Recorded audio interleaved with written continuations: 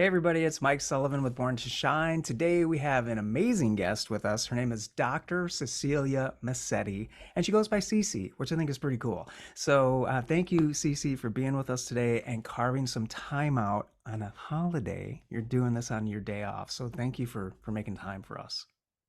Well, it's my pleasure to be here, Mike, and I know for a couple months we've been emailing back and forth, and you didn't give up, and I was like, I got to talk to this guy.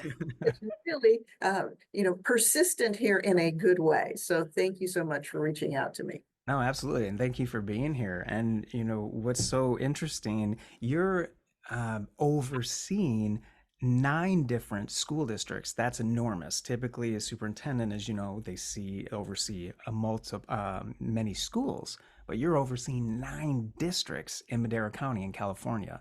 So, what was your journey like to become that person? Because that's a lot of people are looking up to you for your leadership, for your wisdom, and they're looking up to you for guidance. So, what was your journey like to become that? I've been very fortunate. I grew up in Madera and got the opportunity to go away to college. And so at the time that I got out of college, there really weren't any jobs in the Bay Area where I'd gone to school. And so I came back home, and my thought was, I'll just be here for a year or two and I'll be gone. Well, I fell in love with the community and the students that I worked with, and it's a lot of years later, and I've just had a really wonderful opportunity working with families in Madera County. And so I started out in Madera as a school psychologist, Hmm. and I was assigned to the small school districts. And in Madera County, we have one large school district. They have about 21,000 students, and we have a small, tiny district that has maybe 80 students. And, Hmm. it's a rural area, a lot of Hmm. poverty. Hmm. And so I had the opportunity to be working with families as a school psychologist. And as time moved on, budget cuts and whatnot, I moved into the area of curriculum instruction, and then had the opportunity to work with teachers and staff.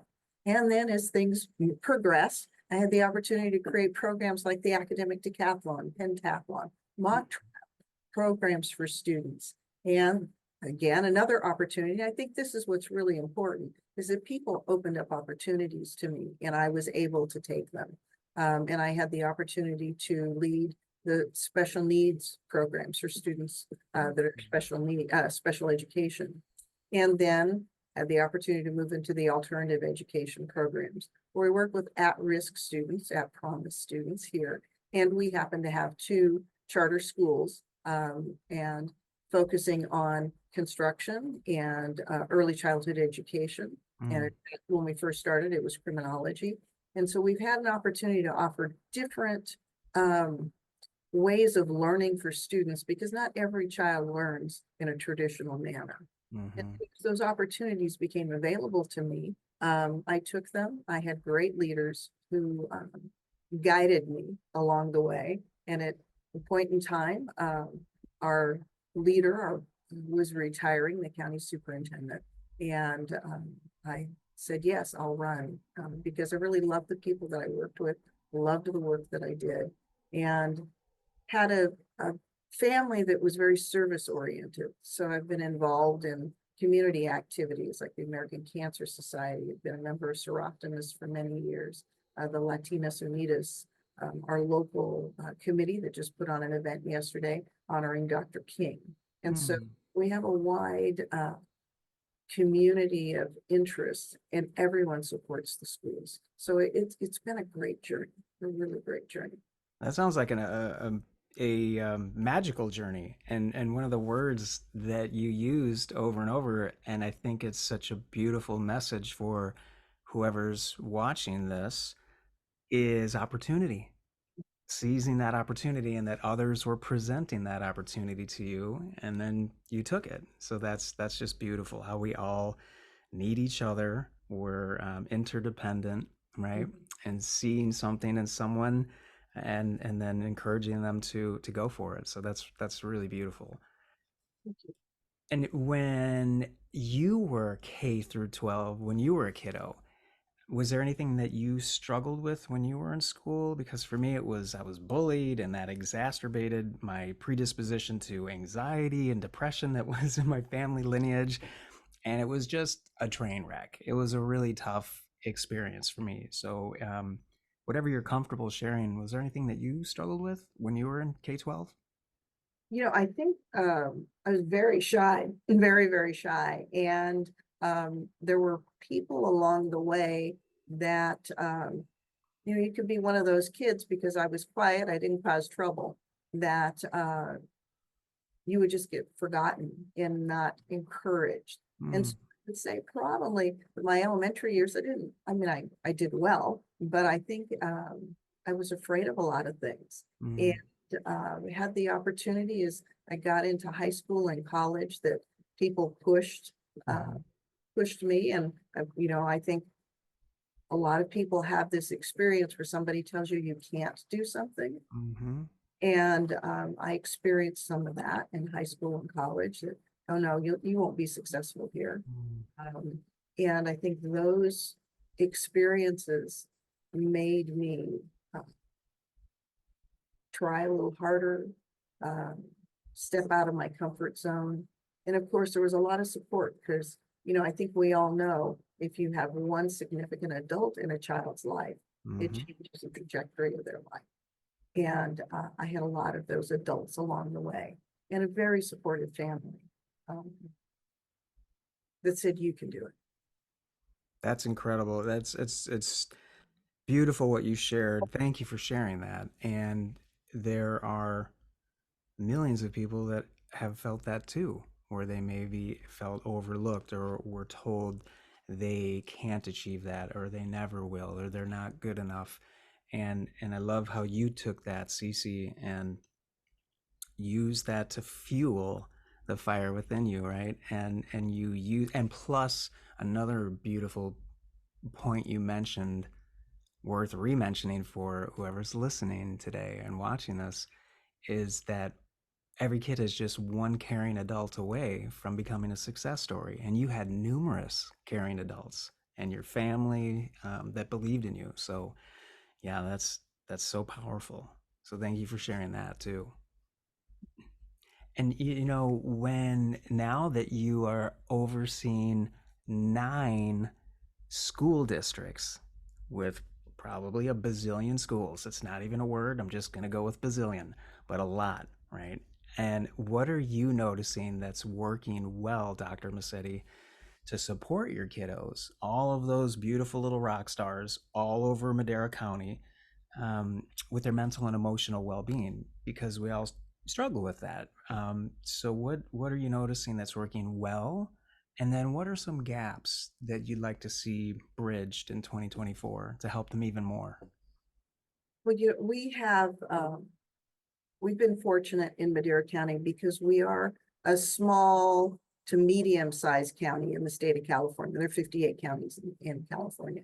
Mm-hmm. Each school district has a school board that works with their superintendent they hire to run their district. We provide oversight services. We provide like payroll for everybody, credential services, and at times programs like um, programs for the moderate to severe students who have special needs. Mm-hmm. Those are programs that are expensive, and for small districts, you can't provide a continuum of services. So we step into those areas. And prior to COVID, we were seeing that students were having some mental um, issues in that their mental health wasn't very strong. Mm-hmm. And so we had started with a group of representatives from all of the districts, a trauma-informed practices group, where we were looking at what practices are really great to Mm-hmm. help students. And the visionary leaders in our districts were kind of ahead of the game here, knowing that we needed to do something. Then COVID hit, Mm-hmm. students were at home, and we were all dealing with, how do you work uh, virtually, and how do students, learn? And now we've come back, and there's so many issues that are attached to one, just losing 2 years of instruction, but Mm-hmm. also the emotional disconnectedness that we have. And so we were fortunate to write a grant. It's called a Mental Health Student Services Act grant in California, MHSSA. And we received funds. And what we did was we partnered with a local health clinic in Madera called Camarena Health, and with our behavioral health services department, the statewide department, who actually funded this program. And what we've done is created a program where we have mental health navigators that are employed by Camarena Health Centers, and they go out to all of the school districts. Our larger school district can have the counselors, and they have the resources, but our smaller districts don't. And Mm. so we were able to create a program where we have mental health navigators. Teachers can refer students. The mental health navigators go to the school, contact the students, contact the parents, see what services they need. They kind of do triage. If Mhm. it's something that is more severe, then they refer them to behavioral health. If it's something that they can handle, if it's to connect them to services, they do that warm handoff so that the parents who are overwhelmed may have the additional support to get to where they need. And then the program also hired a licensed clinical social worker and a couple interns. And so we've been able then to provide some short-term services at the school sites. So that's been one of our programs that we're very proud of. We also have a day treatment program that we run for our students who have some emotional disturbance needs. Mhm.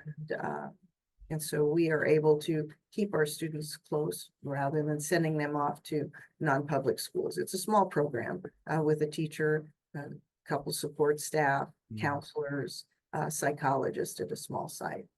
So we're very That's proud of awesome. those programs. Yeah, Yeah. that's beautiful. I love that. And I love how you had and your co-leaders to have the foresight prior to COVID, and applying for the grant, the MH Mental Health SSA, and that was awarded, and then you're using all those funds to give all the kids on different levels. It sounds like you have many different tiers. I noticed you use triage, right? So if they can handle it in house, wonderful. If not, we've got a great place for you to get extra support.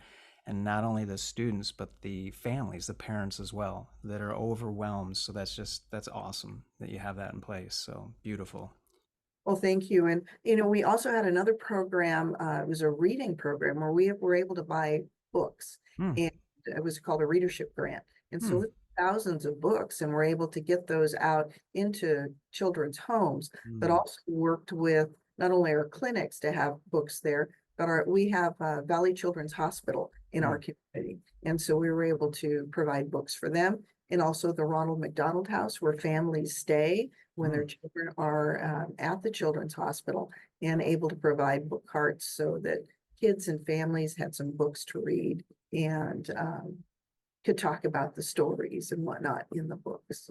Yeah, that's wonderful. That's wonderful. You guys are really being proactive, and that's fantastic to hear. One and two, I'm sure it's having a beautiful ripple effect, right, on the whole community. So that's fantastic. I love hearing that, and thank you for doing that. And the last thing, Dr. Massetti, is what's on your heart. What are you thinking? Man, I had this prepared. This dude didn't ask. I wanted to share this. So this is that part for you. You know, I'm very fortunate to work with a team of people that just care about kids. I mean, that's where their hearts are. Hmm. Uh, they wouldn't be in this work if they didn't get up every morning and say, I want to go out and make a difference in people's lives. Hmm. And not long ago, I was at a graduation. I'm going to tell you two quick stories. I was at a graduation, and the graduation speaker was one of the students that was the first student group in the academic decathlon. Academic decathlon is a 10-event high school program. And this student was now an adult. He was telling his story of growing up here in Madera when he was 5 years old. His parents were migrant workers, and he was talking about being out in the fields with them. He was at our local high school, got into the academic decathlon, very smart math and science. And in my interactions with him, he was asking me at that time, why do I have to learn about the fine arts? Because arts were one of the fine, and I didn't remember this, but the conversation was, well, to be a well-rounded individual, the arts are a way of thinking, and we talked about that. Well, here he was telling his story, which is an amazing story. He went on with a lot of struggles, um, but he made it to Stanford to teach students, to teach robots fuzzy logic. And then he went to Gates, and then he had his own business in New York. And he was the keynote speaker now at his graduation, his high school, former high school graduation. And what he said to me was, I want you to know that I have season tickets to the Met and There you go. of the arts. And Right. you never know how you can influence somebody that impacts their life in the future. Hmm. And another story is that I was at a local store, and one of the clerks said to me, I was in your office, I saw your picture. She said, I see you in here all the time. And I want to thank you and your staff because I have a child who is autistic. Mm. And it's very hard for me to know how to deal with him. And he's 6 years old. Hmm. And your staff has given me so much of their time. Mm. And I just think the teachers and the staff are absolutely wonderful. And you've made our lives so much better. And I can understand my child more. Wow. And so, those are the things that kind of bring to mind a little proverb. I think that is a Native American proverb. And it says, we will be known forever by the tracks we leave. Mm. And I That's think beautiful. that is so true. Well, you're leaving a lot of very helpful, mindful, healthy tracks that are enabling your teachers to connect with their students more, your students to connect with themselves more and each other, and even the staff. It's wonderful what you're doing, Dr. Massetti. So thank you so much for being with us, for sharing with us, and thanks for taking time on your day off. Mike, it's been my pleasure. It is a joy to do the work that I do. And it's noble work. Anyone in education has a heart, and they share that heart every day. And when they make a difference, they change lives for generations. So thank you for having your broadcast and being positive and seeing the positive things that we do.